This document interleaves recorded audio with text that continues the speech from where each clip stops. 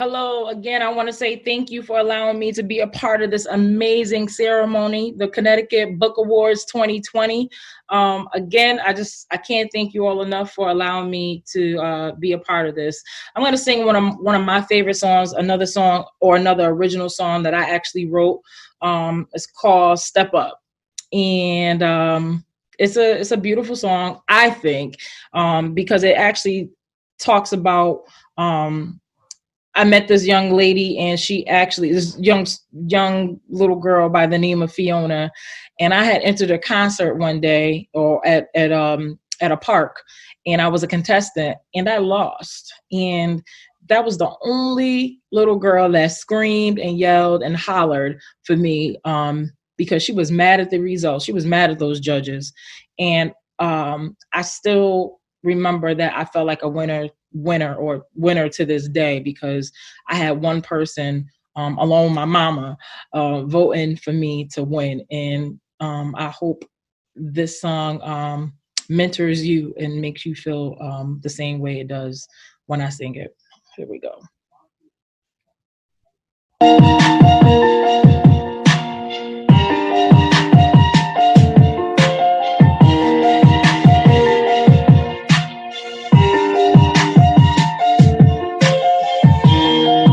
Have you ever been second guessed? Denied of a second chance? The wheels of the bus go round, 'cause someone's trying to hold you down. How did this come to be? People just hating on me.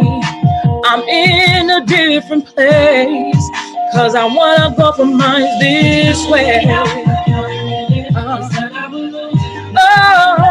Oh, oh, oh. All I ever knew was to give it all I got. Don't let them count you out.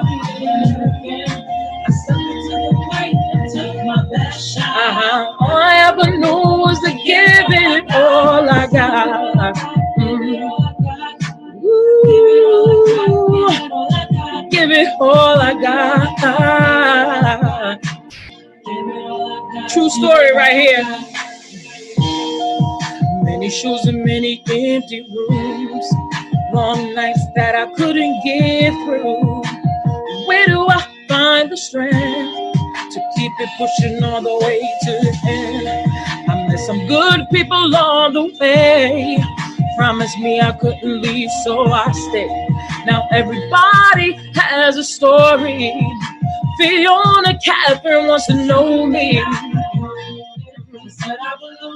Oh, oh, yeah.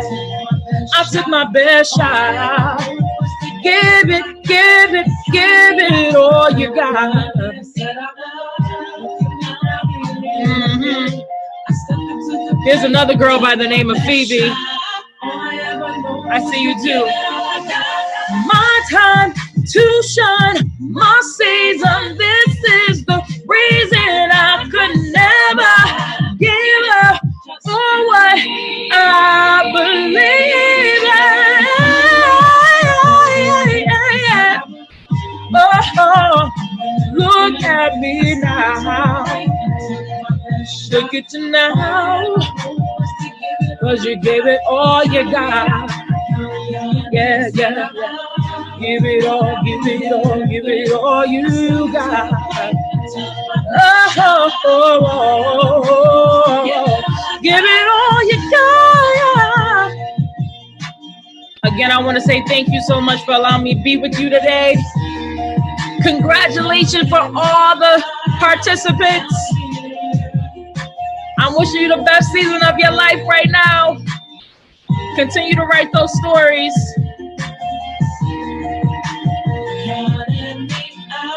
Oh, oh, oh, give it all you got.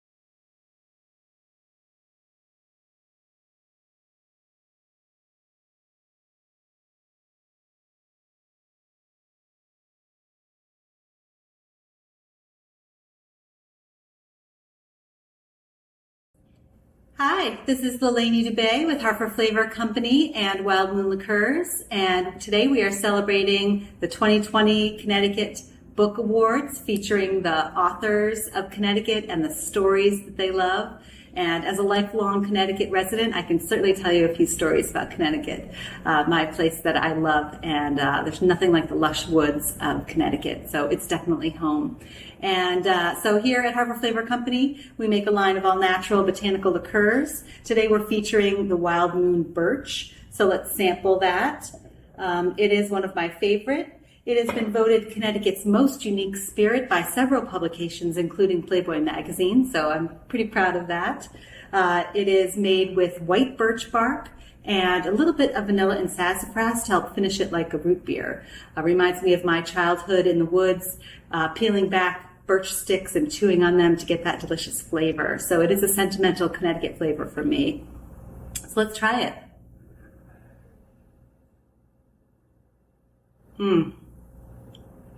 Smooth, woody. It's got the vanilla undertones with a little bit of the sassafras finish.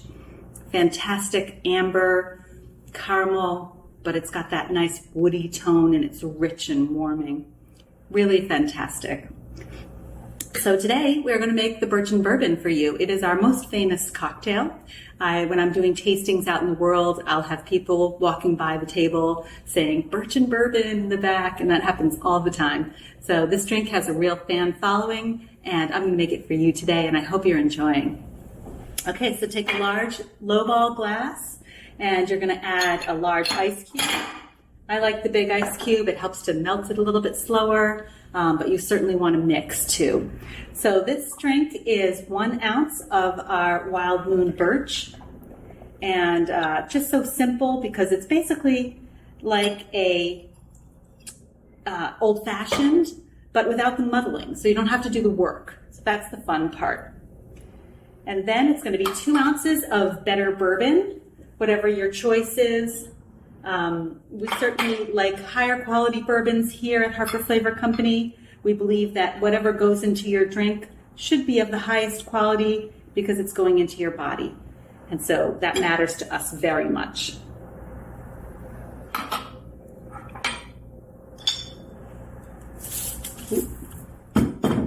Birch and bourbon. Okay, so birch and bourbon, that's all it is. We're going to take a large organic orange. You want it to be organic because you're putting it into your drink.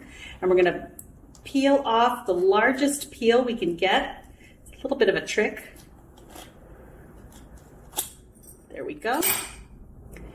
And so this is going to be, you're going to squeeze this in. You're going to see the oils rolling onto the drink and splashing in there. You're releasing the oils from the peel and getting it all over the top of that drink. And I like to rub the outside of the rim before I put it in. And then this is one of my most favorite parts. It is a black birch stick, which I think is fun. And you're just going to use it to mix the drink. You want to mix it pretty well. Make sure that all the flavors mingle. With dark spirits, you're going to want to mix well and let the ice cube melt a little bit to dilute the alcohol. Change directions, mix, mix, mix. Enjoy it a little bit more. I'm starting to smell those oils of the orange combining. Here you have it. Delicious birch and bourbon. Let's try it.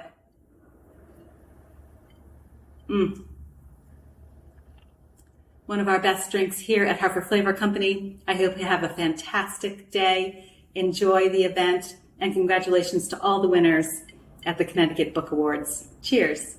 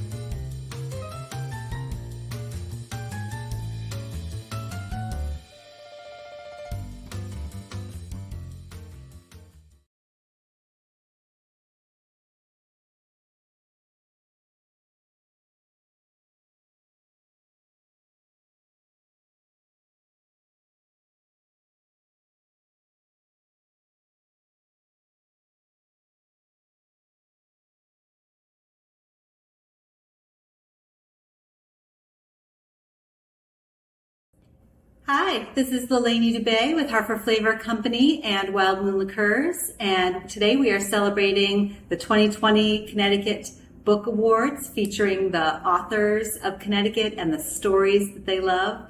And as a lifelong Connecticut resident, I can certainly tell you a few stories about Connecticut, my place that I love, and there's nothing like the lush woods of Connecticut, so it's definitely home.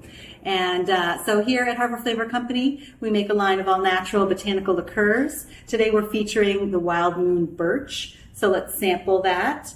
It is one of my favorite. It has been voted Connecticut's most unique spirit by several publications, including Playboy magazine, so I'm pretty proud of that. It is made with white birch bark and a little bit of vanilla and sassafras to help finish it like a root beer. Reminds me of my childhood in the woods, peeling back birch sticks and chewing on them to get that delicious flavor. So it is a sentimental Connecticut flavor for me. So let's try it.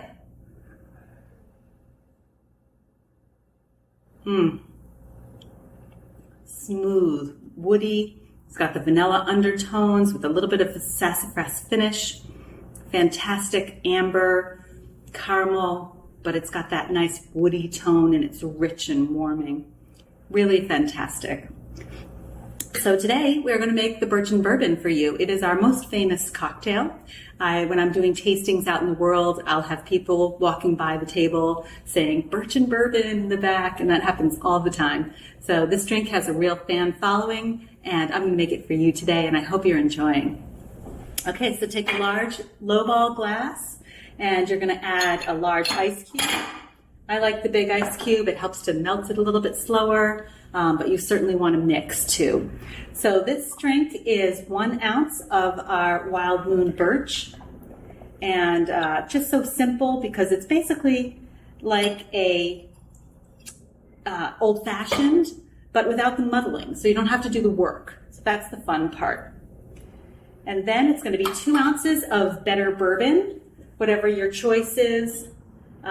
We certainly like higher quality bourbons here at Harper Flavor Company. We believe that whatever goes into your drink should be of the highest quality because it's going into your body. And so that matters to us very much.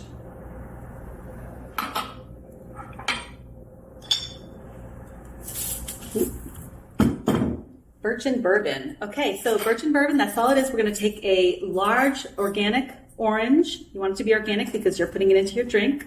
And we're going to peel off the largest peel we can get. It's a little bit of a trick. There we go. And so this is going to be, you're going to squeeze this in. You're going to see the oils rolling onto the drink and splashing in there. You're releasing the oils from the peel and getting it all over the top of that drink. And I like to rub the outside of the rim before I put it in. And then this is one of my most favorite parts. It is a black birch stick, which I think is fun. And you're just going to use it to mix the drink. You want to mix it pretty well. Make sure that all the flavors mingle. With dark spirits, you're going to want to mix well and let the ice cube melt a little bit to dilute the alcohol. Change directions, mix, mix, mix. Enjoy it a little bit more. I'm starting to smell those oils of the orange combining. Here you have it. Delicious birch and bourbon. Let's try it.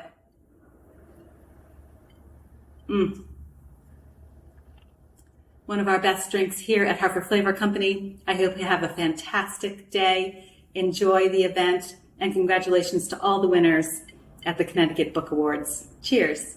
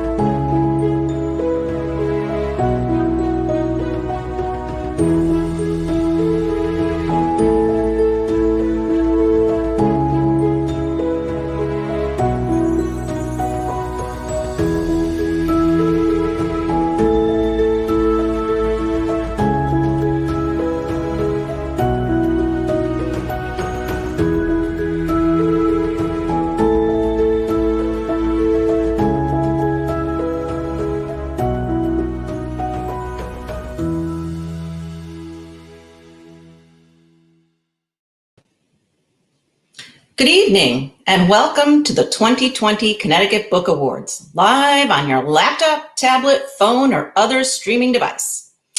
My name is Lisa Comstock, and I am the director of the Connecticut Center for the Book. When we started accepting submissions for book awards in January, we were just learning about COVID-19, and we were planning an in-person event. Then March came, and the world changed. But we weren't willing to give it up. It is important to celebrate Connecticut authors, and our goal is to acknowledge and support authors who have made their home within the state and recognize them for their literary efforts. So we decided to carry on virtually. This is a brave new world, and we've had so much to learn as we went along. Thanks go to Caitlin Augusta for her assistance with putting trailers together, and Tiffany Hopkins, who jumped in and saved our skins by putting this show together. There are so many people to thank who give generously of their time and experience that I hardly know where to begin, but I'll start with the advisory committee, category judges, and Connecticut Humanities staff members. A special shout out goes to Susie Staubach for making the awards. Thank you for all you do. As always, thanks are given to supporters like you. Without you and the value you put onto literature, we could not do this at all. Last but not least, our thanks go to the writers who submitted their work. We are honored and proud to bring you the Connecticut Book Awards and to recognize the literature produced by people with roots in Connecticut. Now, I'd like to welcome Connecticut Humanities Chairman Lou Wallace. Lou joined the Connecticut Humanities Board in 2016 and was elected board chair in 2020. He is a director for Common Fund, an independent nonprofit asset management firm. Prior to joining Common Fund, Lou owned a financial planning firm and was an assistant to the mayor and administrative manager for the city of Danbury. He also served 10 years as a Connecticut state representative. Welcome, Lou. Thank you. Thank you, Lisa. I'm pleased to join you tonight at the 2020 Connecticut Book Awards.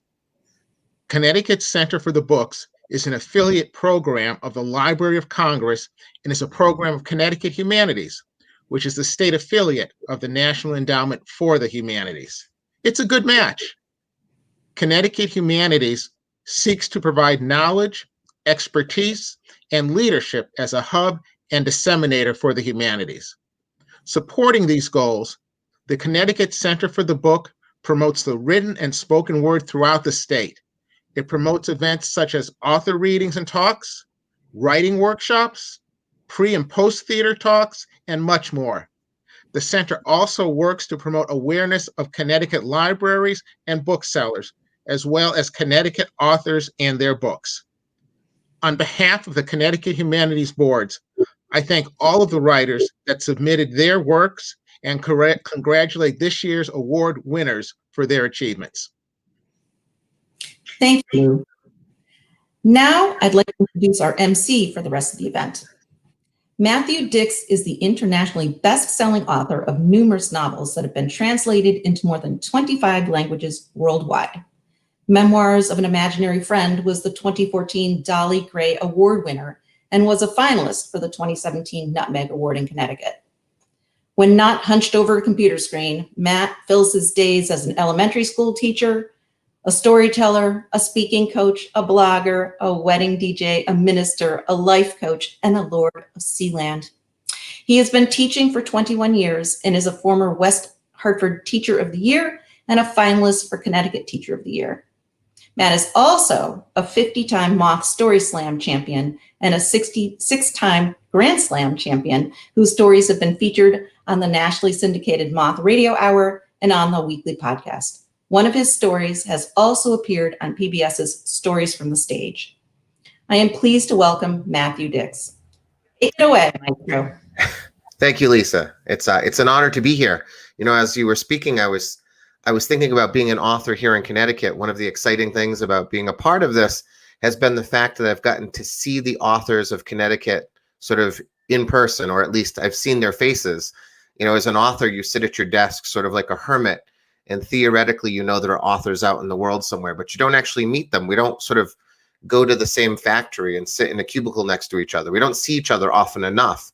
And so tonight's a special night, I think, especially for authors, because we get to verify that in the world there are other crazy people like us sitting in front of computers for endless hours trying to put out stories and poems and things like that. So thank you. It's an honor to be here. I'll also add, if you're watching, my recommendation is right now to turn off your phone.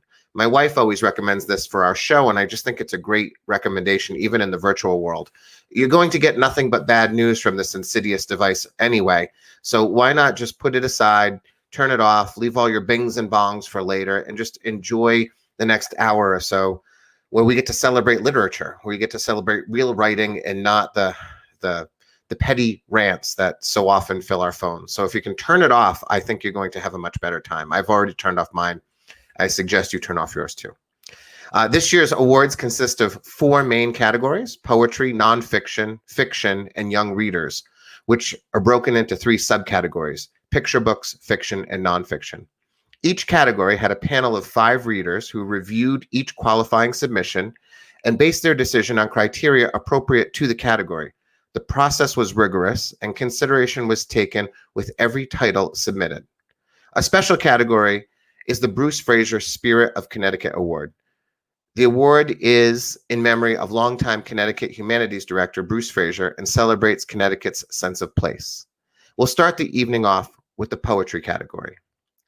Let me introduce Rayan Lennon. Rayan is an award-winning poet and clinical therapist. His poetry and fiction, detailing his journey as a barrel child, appeared in Main Street Rag, Stepaway Magazine, the African American Review, the Connecticut River Review, Noctua Review, the Connecticut Review, Rattle, and Kahoo. His poems have won numerous poetry contests, and his first book of poems, Barrel Children, was a finalist for the Connecticut Book Award for Best Poetry Book. Please welcome Rayan Lennon. I want to thank the other judges. They did a terrific job to whittle down the pile of submissions to 6 finalists.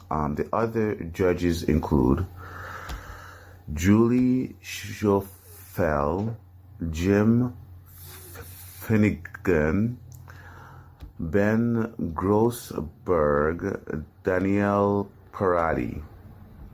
Here are the finalists in alphabetical order by their last name. Without My Asking by Robert Corden. Moving and enlightening plain-spoken book of meditative poems about a small man nearing his exit from this world. Exuberance by Dolores Hayden. An original, vibrant book about the genesis of aviation and its pioneering cast of colorful characters. Peripheral Vision by Susan Kinsolvin.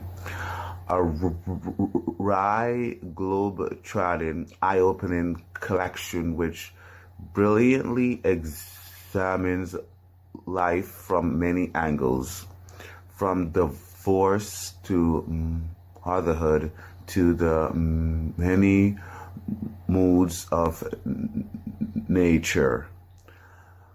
Mouth Brooders by Amy Naraki, a delightful collection of fresh and lightning everyday observations, from gardening to illnesses to the redemptive power of nature. After Swarm by Margot Shelp, a masterfully crafted, dazzling collection of meditative poems that animate domestic life with fresh, precise language. This poet has a gift for churning out eye-opening phrases. The Fire in the Hand by Karen Torup, a fresh, energetic debut collection of moving poems. Highlights include soothing nature poems and searing poems about dying loved ones.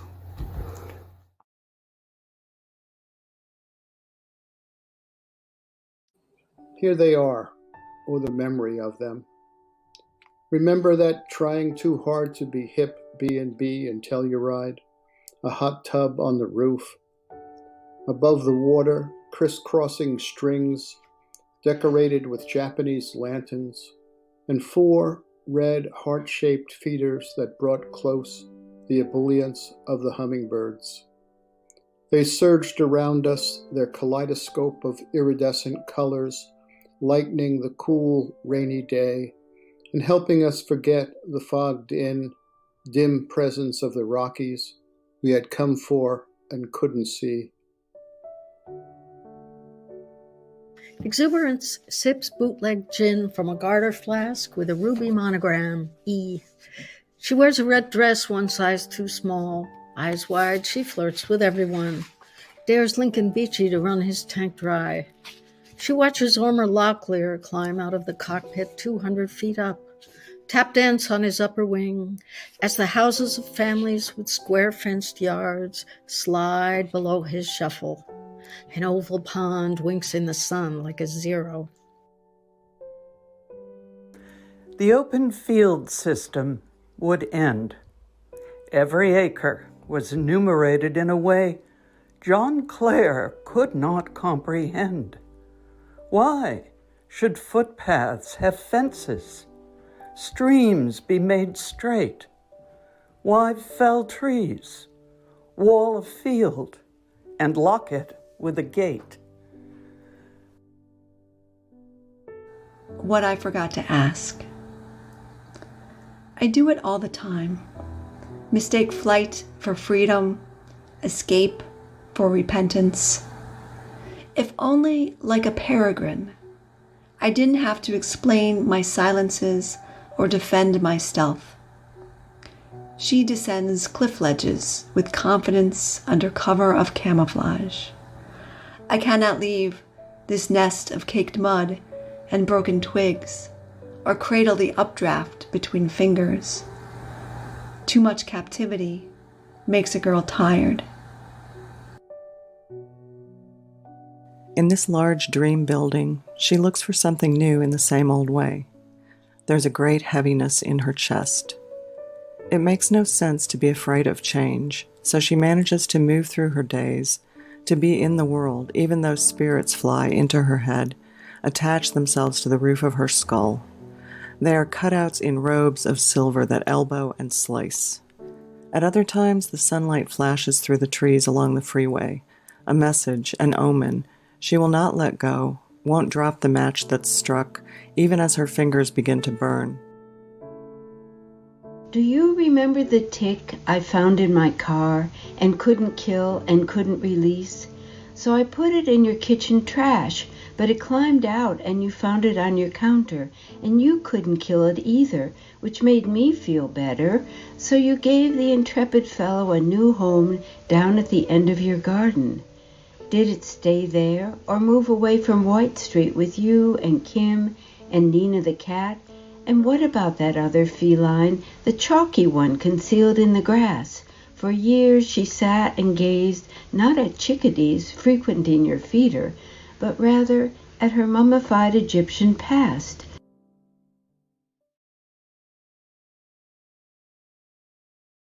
Honorary mention goes to Without My Asking by Robert Corden.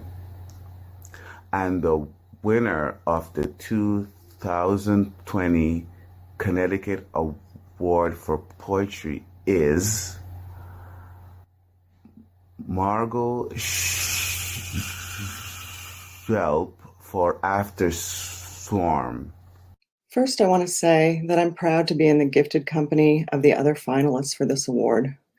I'm grateful to the judges of the Connecticut Book Awards for selecting After Swarm as this year's winner in poetry, and to Lisa Comstock in particular for taking on the extra responsibilities of shifting this year's celebration to a completely new online format.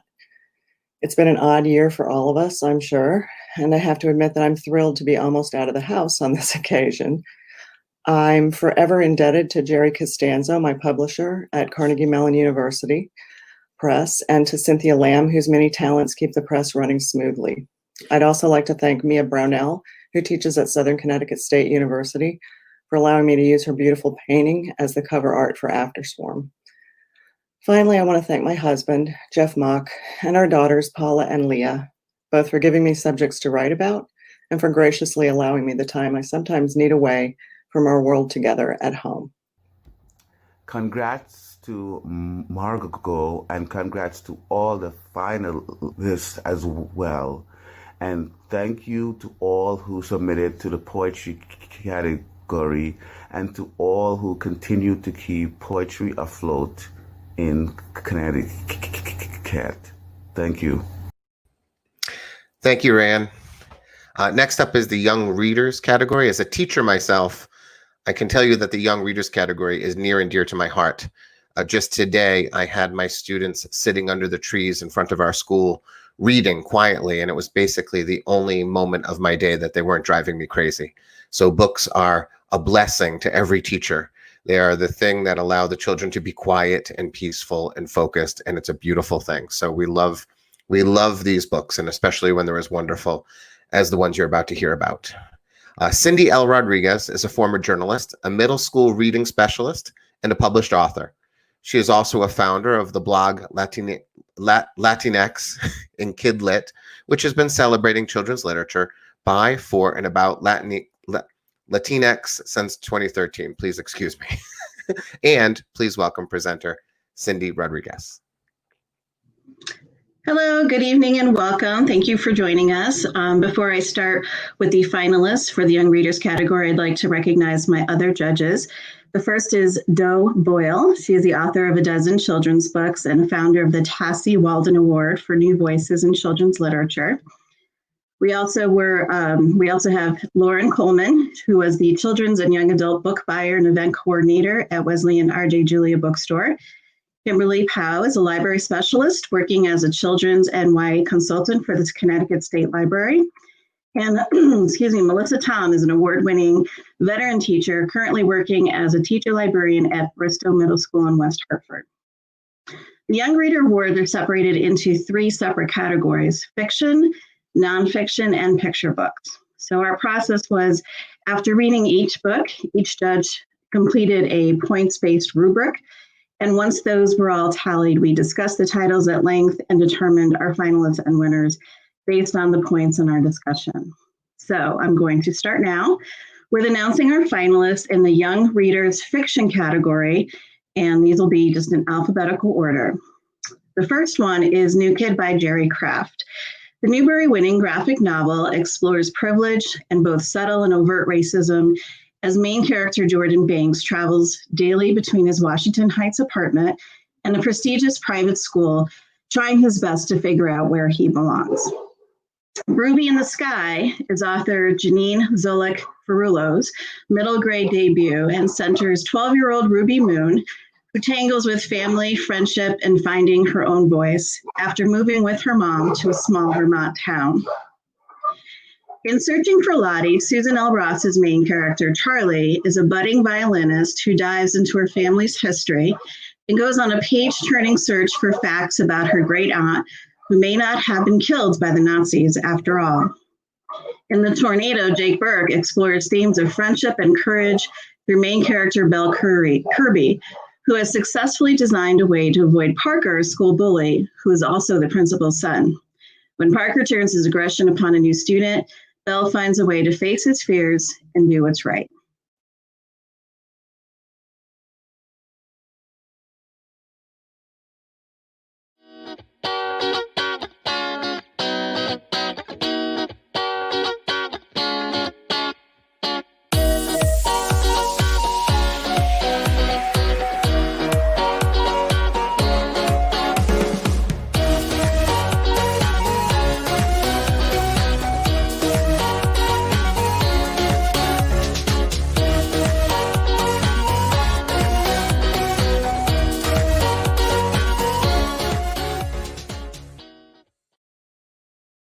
Kid is the story of Jordan Banks, a future cartoonist. But his mom refuses to send him to the art school of his dreams. And now that everything is new, it will be even harder for him to fit in. New school, the prestigious Riverdale Academy Day, aka RAD. A nice school, a really, really, really nice school.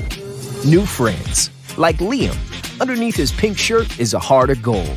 He's been at RAD since kindergarten. And fellow new kid, Drew, math whiz, who's also looking to fit in.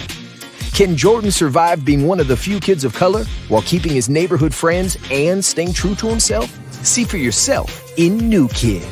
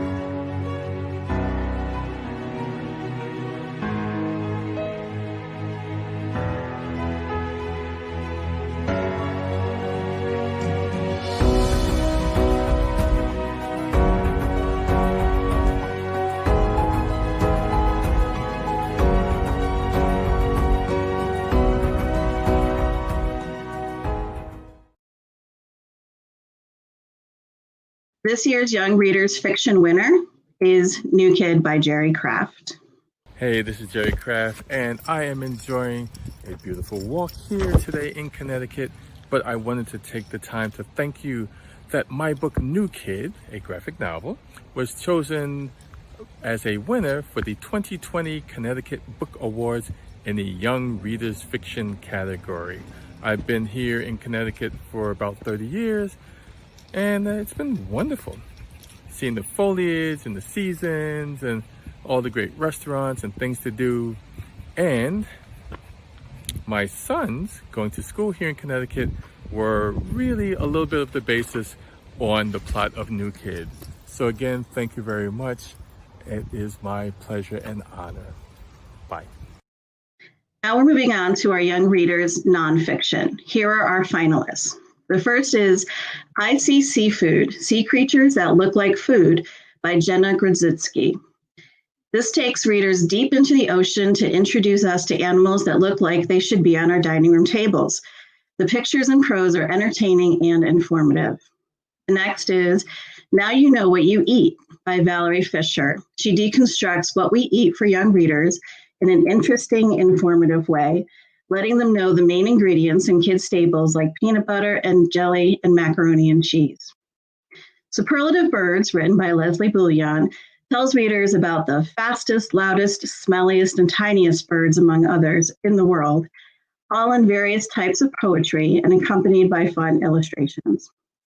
And the last finalist is Titan and the Wild Boars, written by Susan Hood, which recounts the heart-wrenching disappearance and recovery of a Thai soccer team from a flooded cave. Hood's prose and poetry are beautifully matched by realistic illustrations.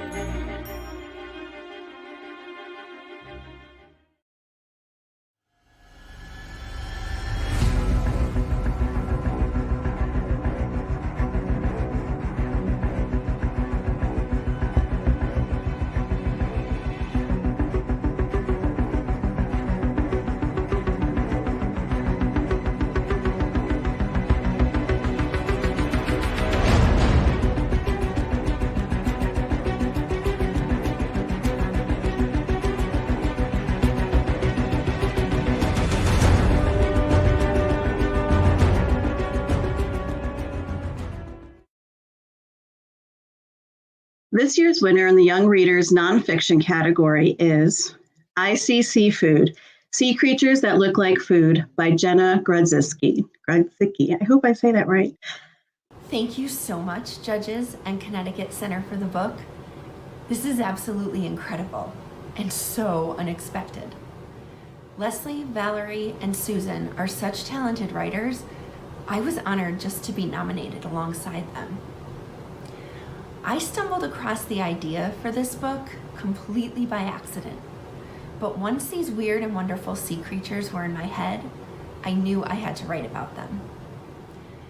I'd like to thank the talented people at Lerner Millbrook Press who helped bring my book to life. Carol Hinds, thank you for believing in my manuscript. Allison Judah, your edits made my words shine. Danielle Carnito, the book is visually stunning because of your art direction. Huge thanks to my agent, Vicky Salvaggio. There's no one else I'd rather have with me on this crazy journey. For my parents, Claudia and Joe Person, thank you for filling my childhood with books and fostering my love of reading. My children, Tessa and Tanner, you fill my life with love and laughter and inspire me every day. And of course, my incredible husband, Sean. Thank you for being my biggest supporter. And to all the teachers and librarians who've shared this book with their students, thank you from the bottom of my heart. And now the finalists for the Young Readers Picture Books category. Esther's Grogger, A Toy Shop Tale of Purim, written by Martha Seif Simpson, teaches readers about the Jewish holiday through the young character Esther, who confronts a bully who tries to steal her Grogger before the Purim parade. The Night is Yours, written by Abdul Razik Zachariah, is a lyrical celebration of night and of a father's love for his daughter, who plays an evening game of hide and seek using the moon to guide her way. Winter Cats, written by Janet Lawler, shows young readers the fun they can have if they push out of their comfort zones. Readers will also realize we often have things in common with people, or in this case, cats, that initially seem very different than us.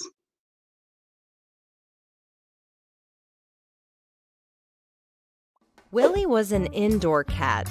He'd never been outside. Our life inside is cozier, his mother said with pride. Those outdoor cats are weird and wild. They're not like us, said Dad. But Willie wondered while he watched. I bet they're not so bad. One frosty morning, Willie peeked outside. On to Winter Carnival, cheered kitties sledding by. So Willie crouched and tiptoed out the kitchen door. He longed to join their festive games. He had to see some more. What will Willie do next?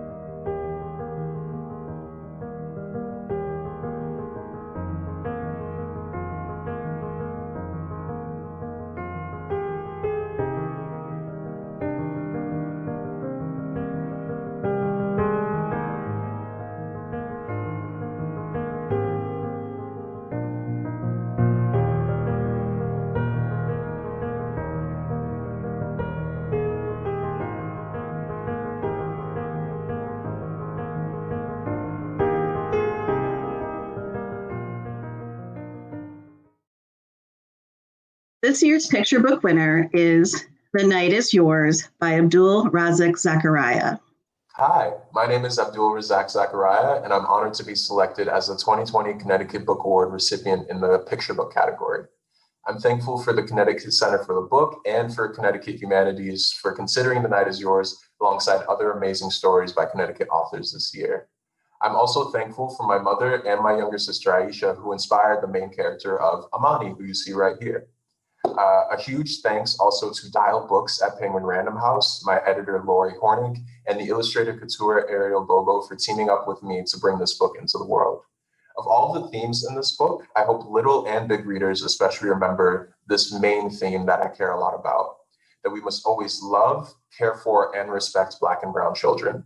My childhood home of Terrace Heights in West Haven, Connecticut inspired Amani's apartment complex. And for me, it was a space where I felt that kind of love tremendously when other spaces in the world did not offer that for me. So in addition to treasuring the Black and Brown children on the pages of this book, I hope you also treasure and protect Black and Brown children in your day-to-day lives by any means available to you.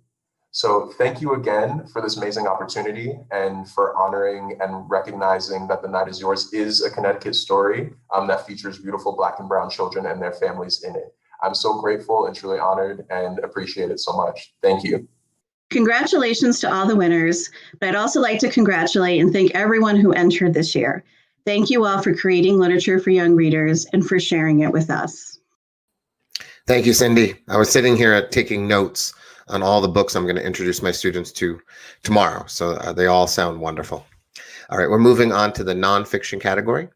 Siobhan Carter-David is an associate professor in the Department of History and affiliate faculty in Women's and Gender Studies at Southern Connecticut State University.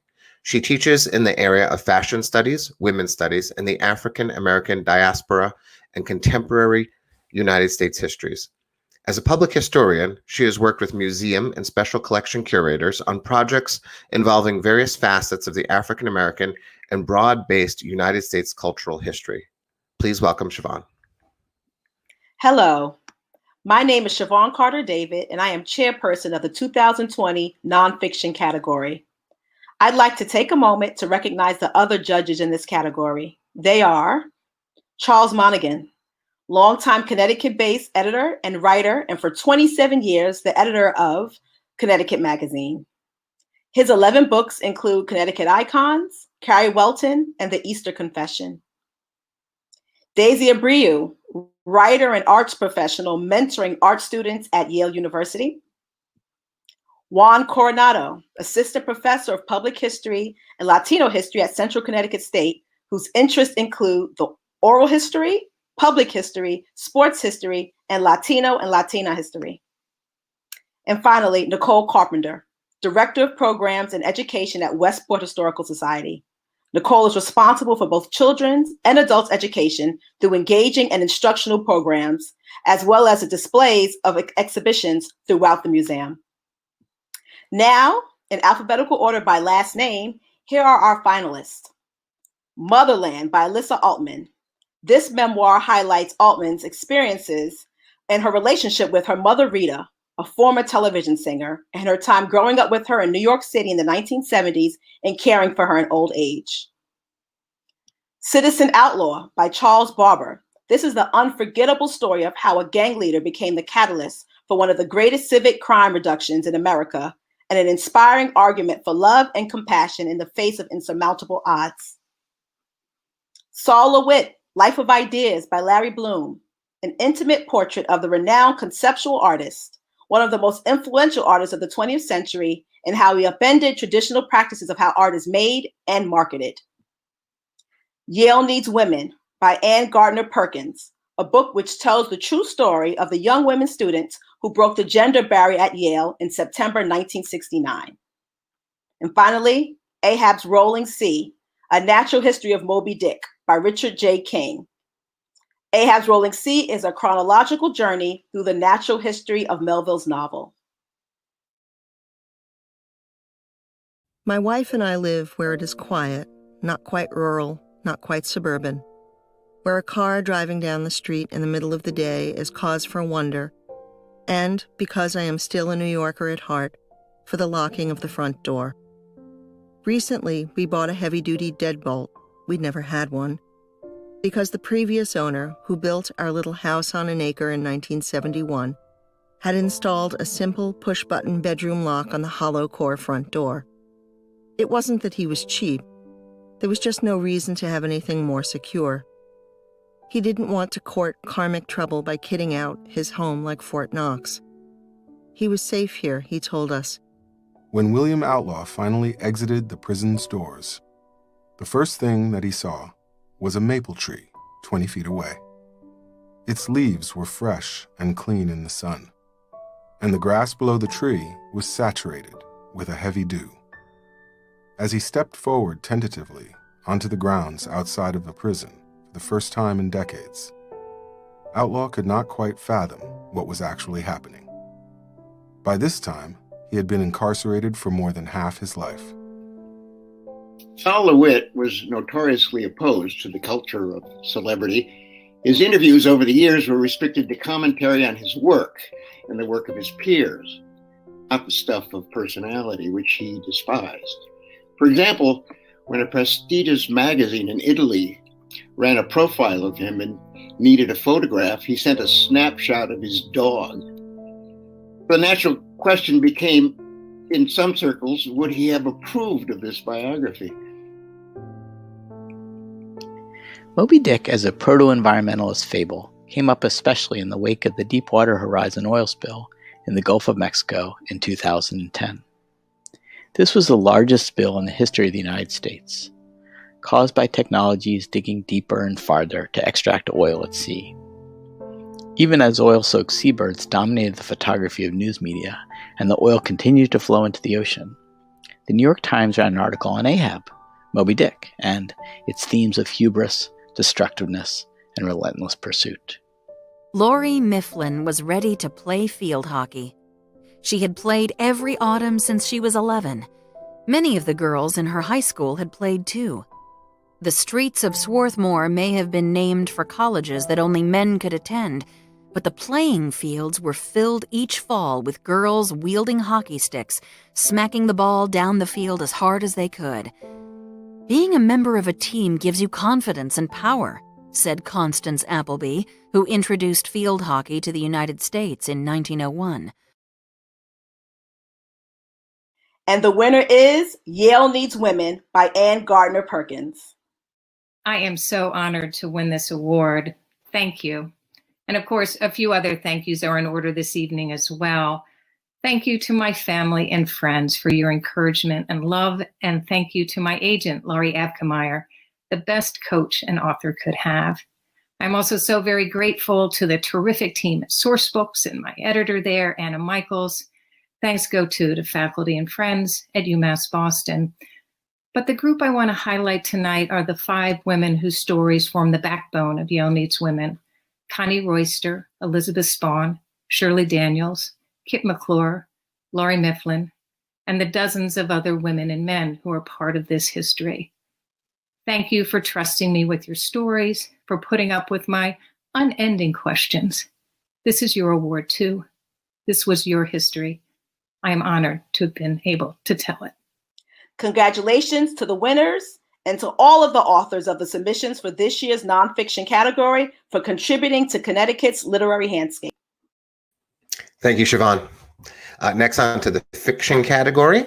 Sean Fredericks Forbes is an assistant professor in residence of English and the director of creative writing program at the University of Connecticut. He is the author of a poetry collection and has co-edited 2 anthologies of personal narratives.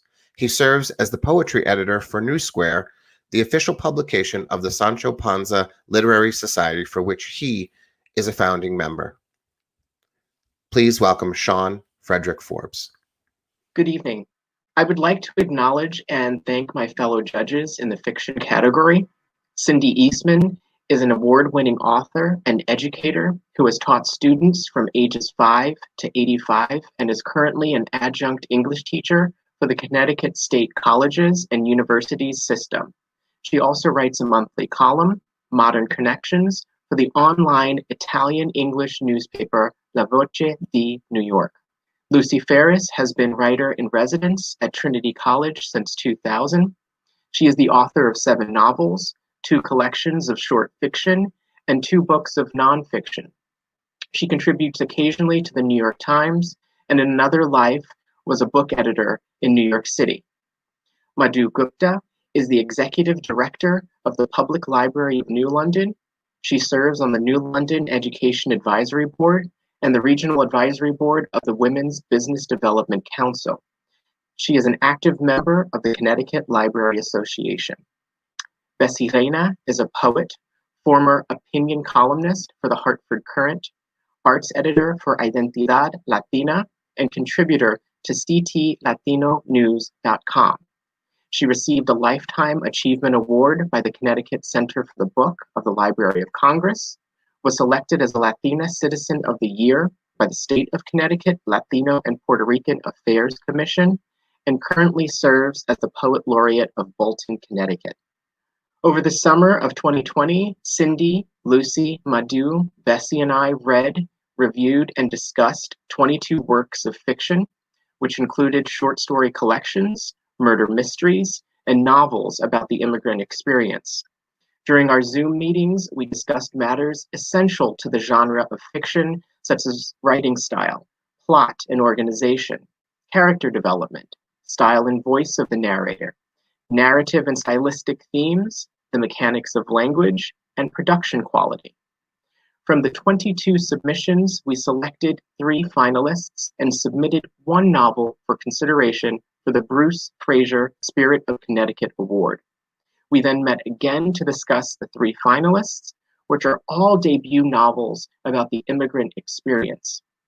And in alphabetical order, they are The 7 or 8 Deaths of Stella Fortuna by Juliet Grames, is a novel that begins in Italy and ends in Connecticut, and is a family saga about sisterhood, secrets, Italian immigration, the American dream, and one woman's determined battle against her own fate. How Fires End by Marco Rafala is a novel set in Connecticut and Italy, and is told from the perspective of 4 distinct characters about a dark family secret born out of World War II. On Earth, We're Briefly Gorgeous by Ocean Vuong is a novel written as a letter from a son to a mother who cannot read, and is set in Vietnam and Connecticut about a shattered family, a first love, and the redemptive power of storytelling.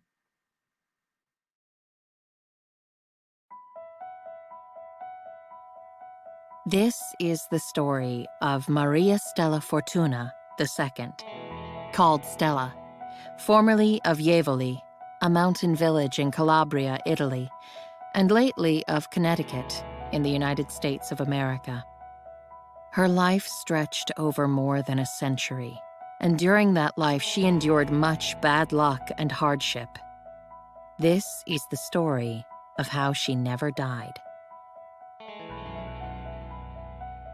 Tony Morello was big for a 13-year-old, already a mountain. He lived in a house under the Aragoni Bridge, and his father beat him. All the kids at school suspected, but no one talked about it. The adults, too.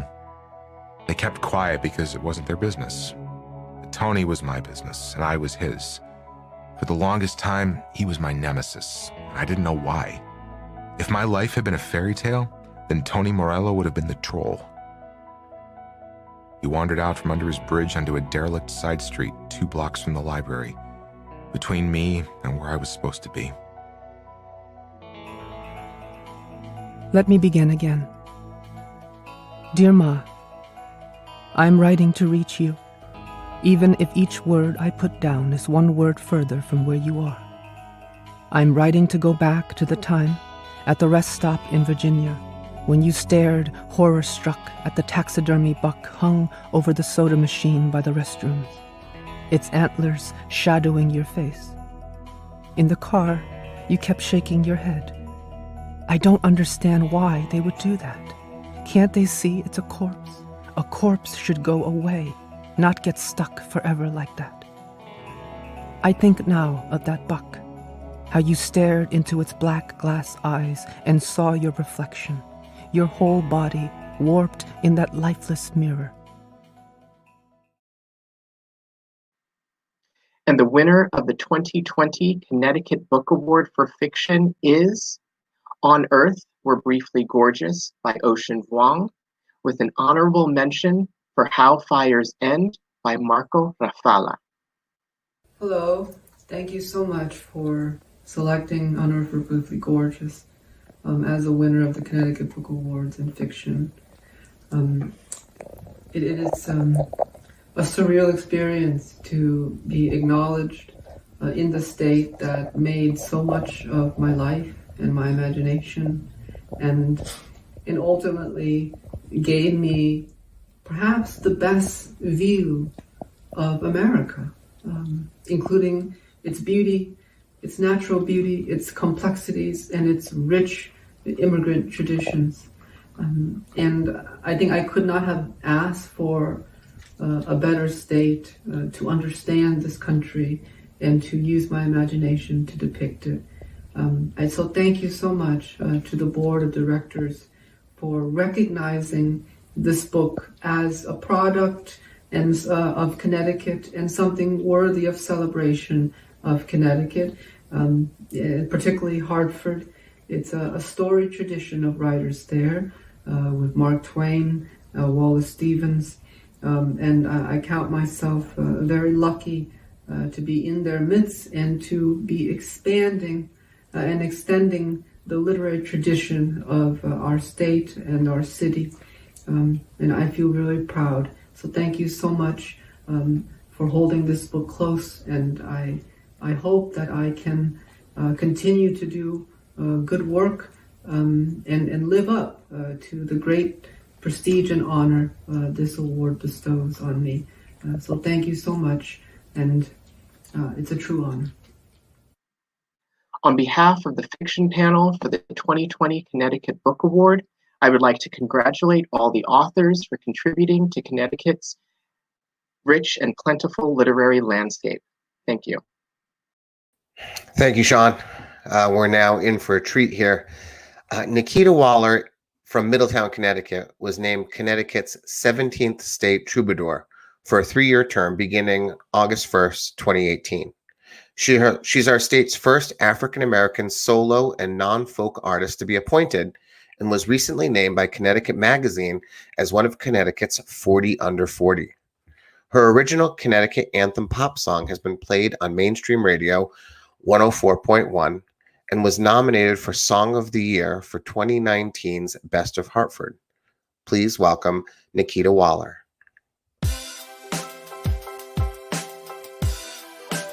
I want to talk to everybody about a state that I come from. It's a little state over on the East Coast. Check it out.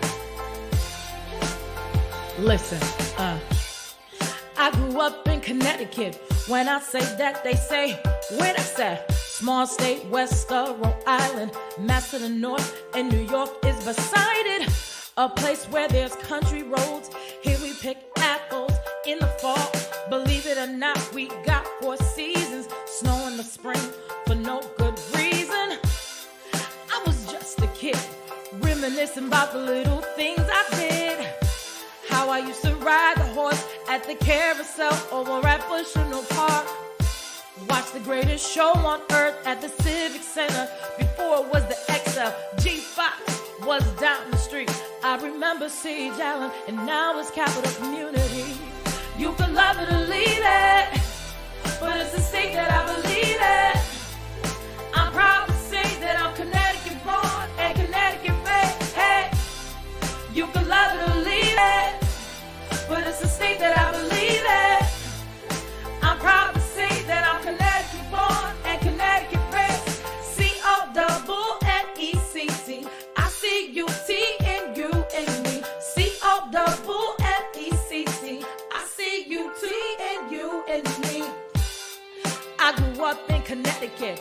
When I say that, they say, when I say, it's a state with a real big heart and a lot of soul, and we love the art. Hey, it's a people's place.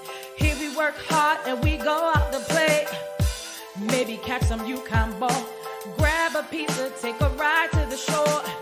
take the train out to the city, come back here to a dinner and a movie. Hey, maybe to the Trumbull Mall, grab the car or ride to 95 North. You could love it or leave it, but it's a state that I believe in.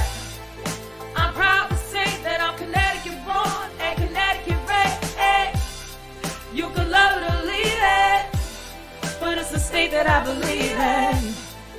I'm proud to say that I'm Connecticut born and Connecticut raised. C-O-double-N-E-C-T. I see U-T in you in me. C-O-double-N-E-C-T. I see U-T in you in me. Ooh, ooh, yeah. You can love it or leave it, but it's a state that I believe in. I'm proud to say that I'm Connecticut born and Connecticut raised. C-O-double-N-E-C-T. I see U-T in you in me. C-O-double-N-E-C-T. I see U-T in you in me. Yeah, yeah.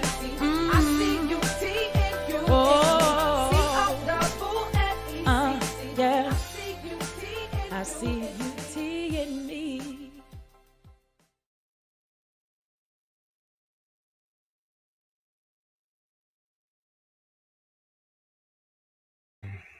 Sort of the last thing you want to have to follow with something as wonderful as that.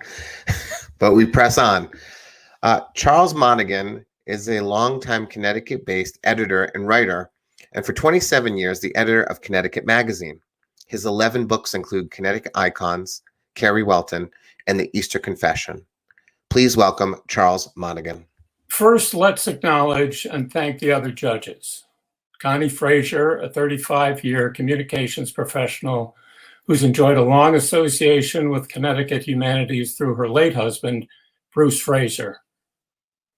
And Robert Thorson, a professor and interim head of geosciences at the University of Connecticut and a resident of Connecticut for 34 years. He was an essayist, columnist at the Hartford Courant of 15 years and has published 7 books. He won the Nonfiction Award in 2004. For the Bruce Frazier Spirit of Connecticut Award, a candidate was chosen from each of the 4 book award categories. The judges looked for the work that was well considered, well written, and that best evoked a unique and authentic Connecticut sense of place. The finalists are, in alphabetical order by the author's last name.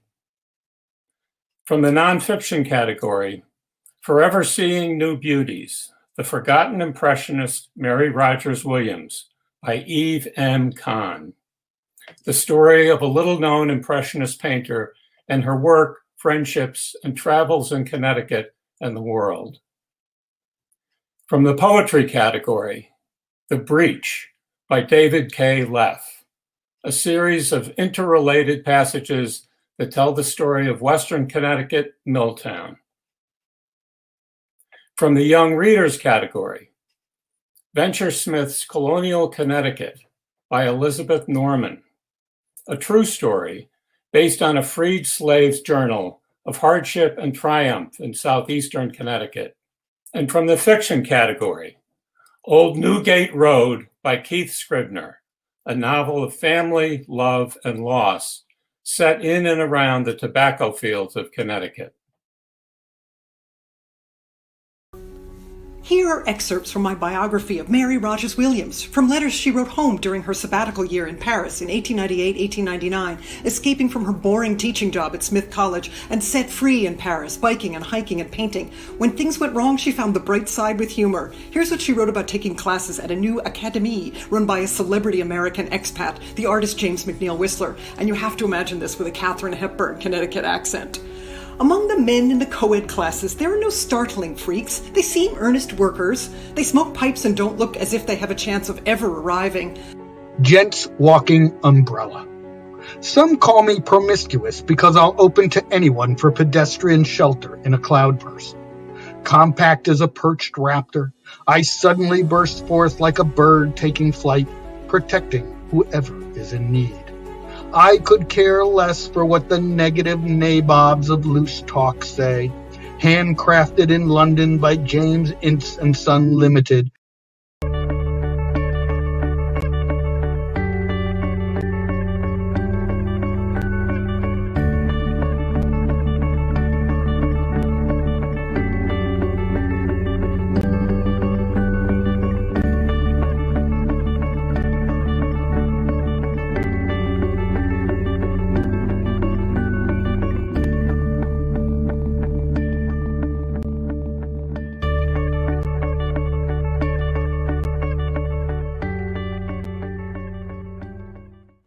The plane follows the Connecticut River north, and then circling Bradley, they swoop in low over the tobacco fields he worked in Suffield and Windsor Locks. He's never thought of tobacco nets as anything but an agricultural fact of the place where he grew up, no different from a hoe, a tractor, a bag of lime. But now, after 30 years, seeing the nets from the air and then driving with the windows wide open past fields of Connecticut shade, he imagines them as an art installation by Christo, acres of undulating white cheesecloth rolling in swaths over the terrain toward a dense line of elms and cottonwoods.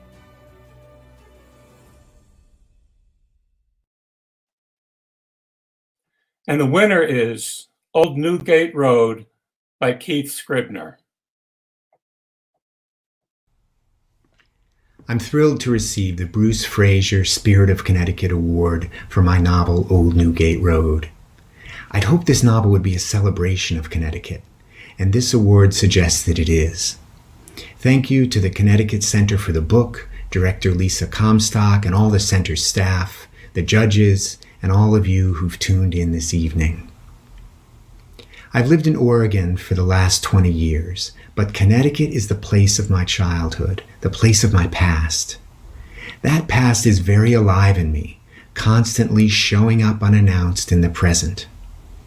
Old Newgate Road is in part about how distinctions between past and present can dissolve, and we come to realize how that lost love still burns in us, that old resentment still kicks, that long-buried trauma is not buried at all.